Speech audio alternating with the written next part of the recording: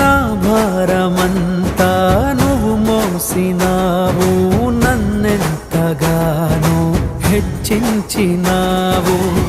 నీ కృపలోనే నన్ను కాచినావు, నీ కనికరమే చూపించినావు.